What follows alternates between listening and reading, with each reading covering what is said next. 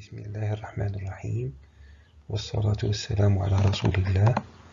Aujourd'hui, on va parler des règles de passage du MCD au MPD en passant par le MLD.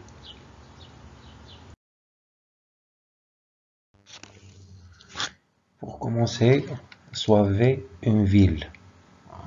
Cette ville est caractérisée par une fiche signalétique se composant des informations suivantes: un identifiant international, un nom de la ville, la superficie de la ville, une population de la ville. Cette ville appartient à un pays. Ce pays, lui aussi, est caractérisé par une fiche signalétique comportant un numéro international et un nom. Ce pays peut participer à différents organismes internationaux. Ces organismes internationaux sont caractérisés eux aussi par des fiches signalétiques comportant le code organisme ainsi que le nom de l'organisme. Ce pays fait partie d'un continent. Un continent qui est caractérisé lui aussi par une fiche signalétique comportant les informations suivantes. Alors la fiche signalétique du continent, elle comporte un numéro du continent ainsi que le nom du continent. Après avoir récolté ces informations, les traiter, les classer, on aboutit le modèle conceptuel suivant. On a 4 entités: l'entité ville, l'entité pays, l'entité organisme international et l'entité continent. On a différentes relations ou associations avec des abréviations. Alors l'abréviation IDNT Internat, c'est pour identifiant international. Il se trouve à l'entité ville.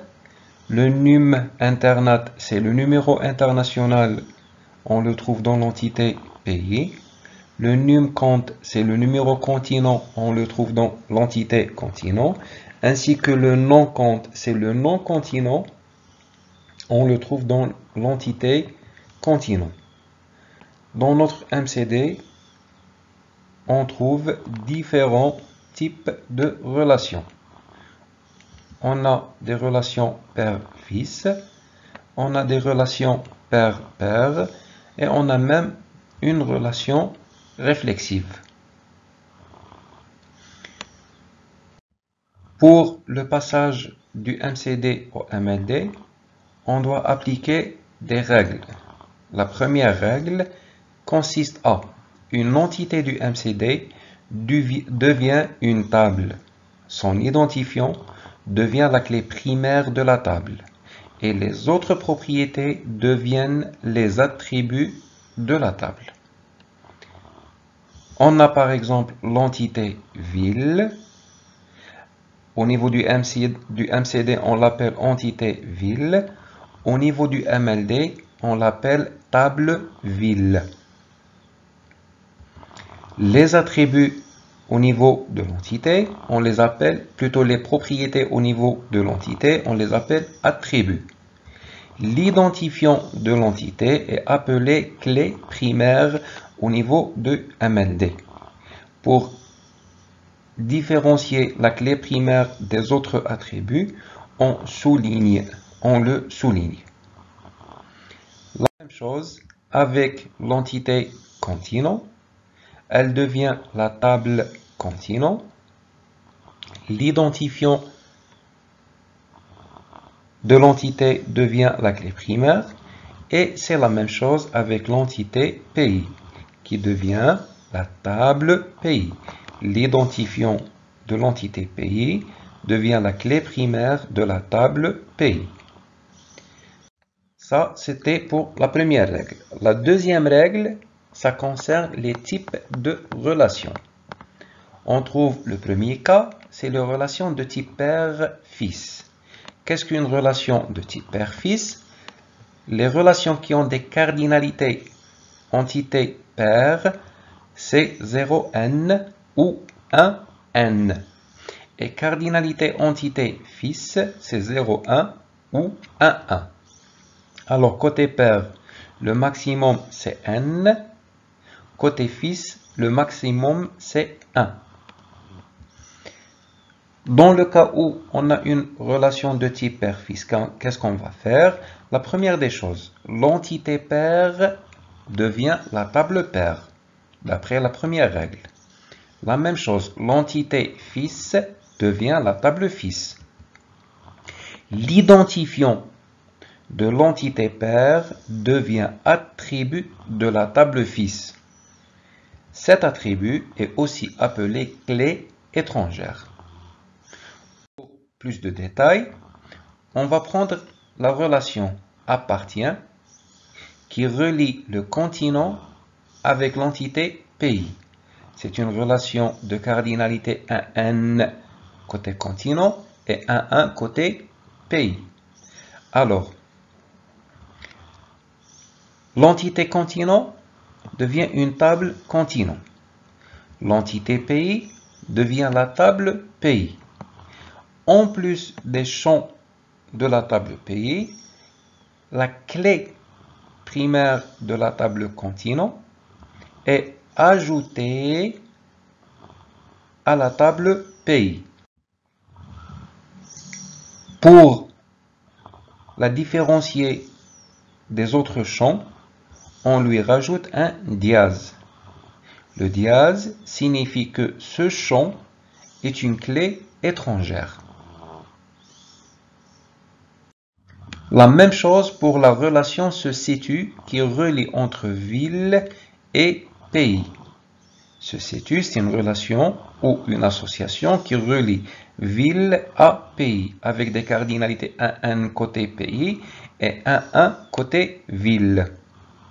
Alors, l'entité pays devient la table pays avec ses champs, ses attributs, numéro international et le nom pays. Sans oublier qu'on a ajouté le numéro de continent comme clé étrangère.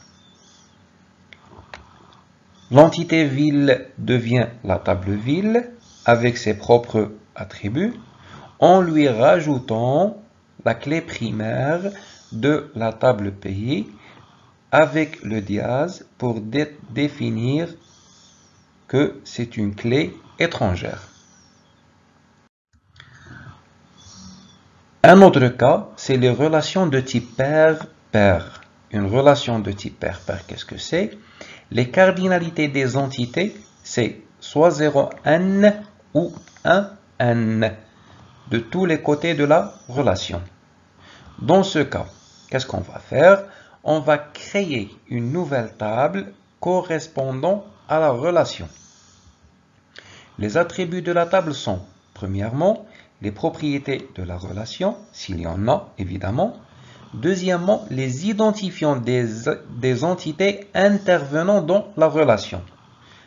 Ils vont être définis comme clés primaires et en même temps des clés étrangères. Pour plus de détails, on va prendre la relation participe qui relie pays avec organisme international. Alors les cardinalités c'est 0n côté pays et 1n côté organisme international. L'application des règles de passage, la première règle c'est chaque entité devient une table. Alors l'entité pays devient la table pays, l'entité organisme devient la table organisme. Dans le cas où on a une relation de type pair-pair, la relation devient une table. Les champs de cette table sont la concaténation des clés primaires des autres tables.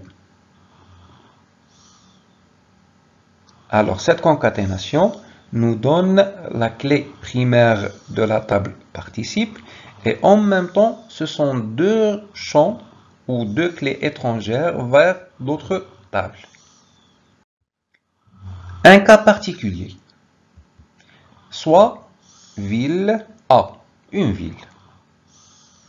On a la ville B qui est mitoyenne avec la ville A. On dit que la ville A est mitoyenne avec la ville B. La ville A est identifiée par la fiche signalétique comportant l'identifiant international, comportant un nom de ville, comportant une superficie en kilomètres carrés, comportant une population en nombre d'habitants. La même chose pour la ville B. Elle est identifiée par un numéro international, par un nom, par une superficie et par une population. Mais au niveau de notre base de données, la ville A est caractérisée par une entité, l'entité ville. La même chose pour la ville B, elle est caractérisée par l'entité ville. Et on dit que la ville côté A est mitoyenne avec la ville côté B.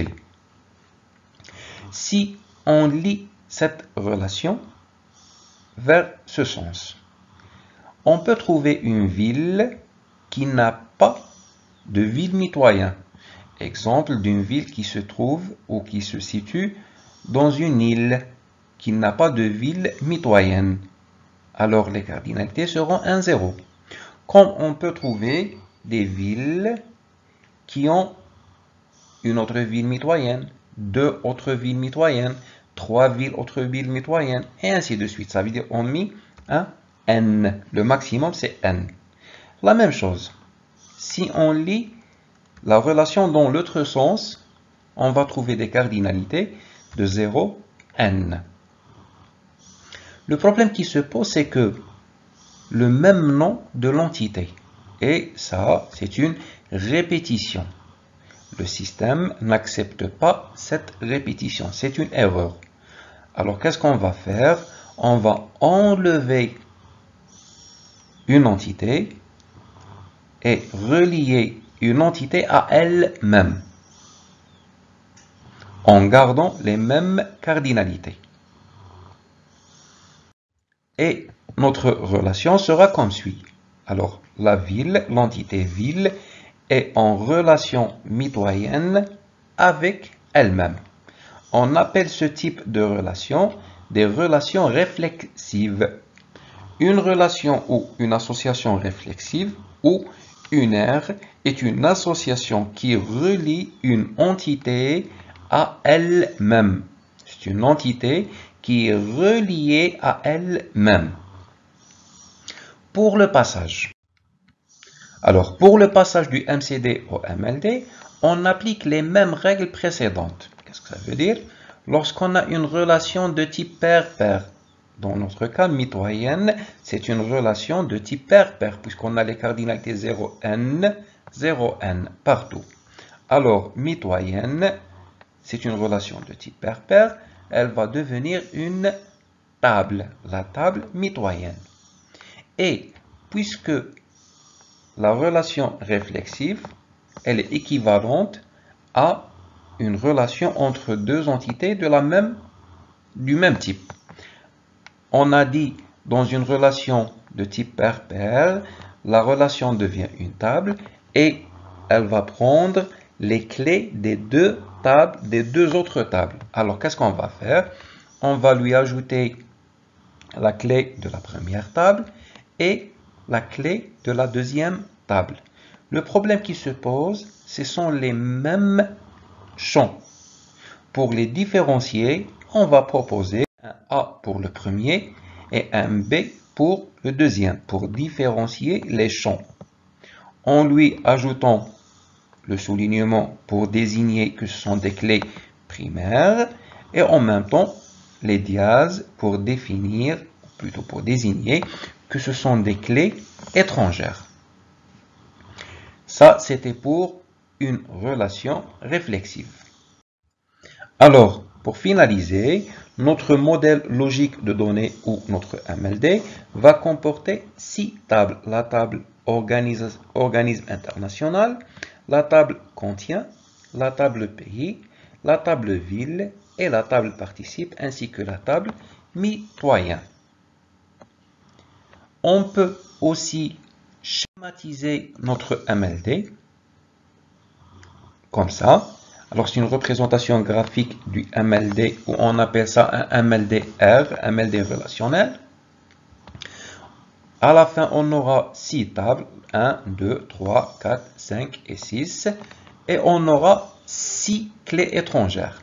1, 2, 3, 4, 5 et 6 clés étrangères. La première clé, elle relie le code organisme de la table participe au code organisme de la table organisme international. La deuxième clé étrangère relie le numéro international du pays au numéro international participe. La troisième clé étrangère relie le numéro continent de la table continent au numéro continent du pays. La quatrième clé étrangère relie le numéro international du pays au numéro international de la ville. Le cinquième clé étrangère relie l'identifiant international de la ville à l'identifiant international B de la table mitoyenne, ainsi que la sixième clé relie l'identifiant international de la table ville à l'identifiant international A de la table mitoyenne. Et comme ça, on aboutit à notre MLD. Pour le passage au MPD, le modèle physique de données, on va proposer une syntaxe, plutôt un modèle, selon la syntaxe et les normes de SQL Server. Alors, pour la première table, organisme international, alors elle se comporte du code organisme ainsi que le nom de l'organisme. Le script de création de cette table est le suivant. Create table, organisme international, on ouvre la parenthèse, code organisme int primary key, virgule nom organisme, un varchar 60, on ferme la parenthèse, point virgule. Plus de détails. Alors, on a l'instruction create table, c'est une syntaxe réservée pour la création d'une table. Organisme international, c'est le nom de la table. Code organisme et nom organisme, ce sont les noms du champ. On précise le type de chaque champ et la taille s'il le faut. Il ne faut surtout pas oublier, bon, le primary key, c'est pour indiquer que c'est une clé primaire. Et il ne faut surtout pas oublier la parenthèse ouvrante, la parenthèse fermante, les virgules entre différents champs et le point virgule à la fin. Ça, c'était la syntaxe de la création de la première table organisme international. De la même chose. Alors, on va créer de la même façon la deuxième table contient, qui se comporte du numéro continent et le nom continent.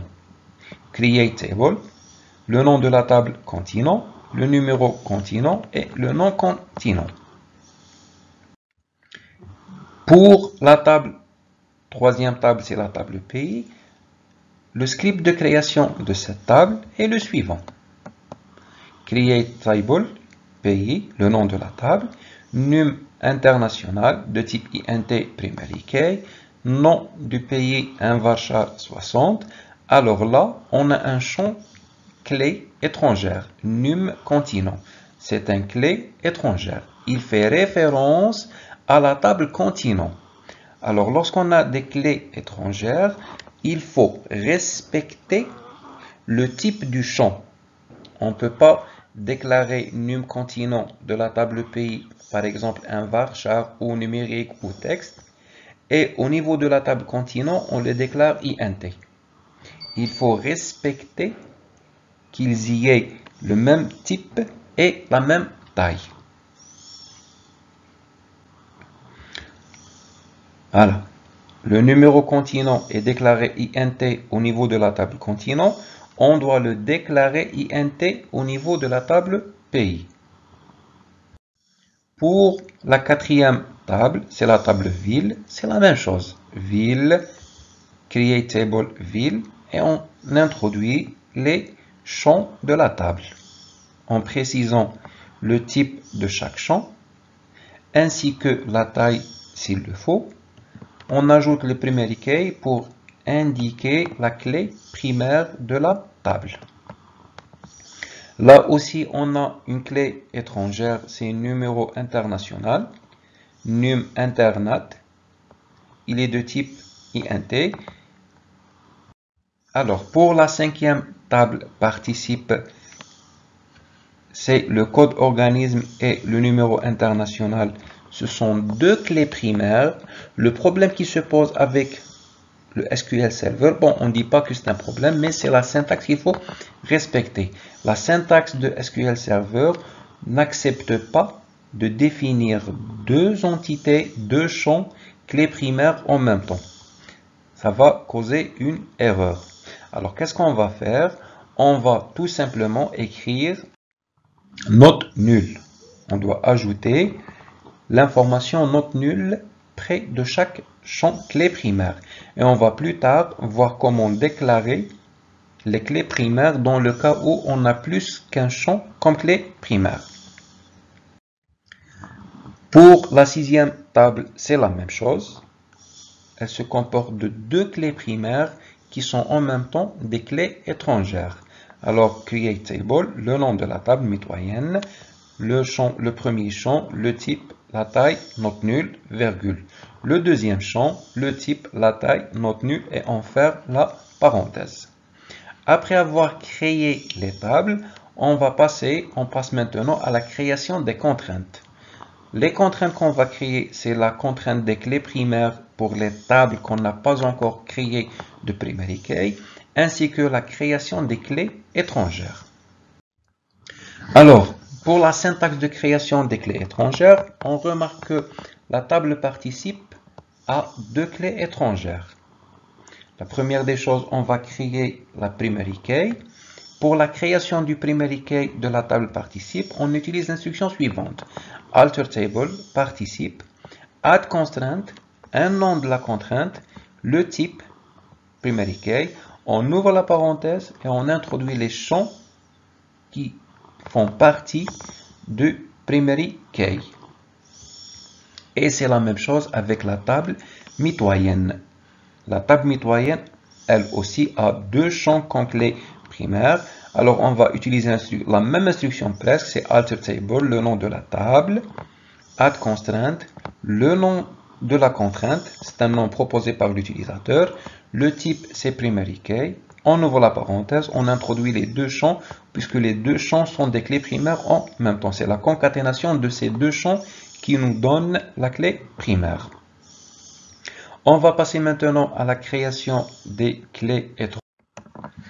Alors, pour la création des clés étrangères, on va commencer par la première clé étrangère qui relie la table pays avec la table continent via le champ numéro continent. Alors, on utilise l'instruction suivante.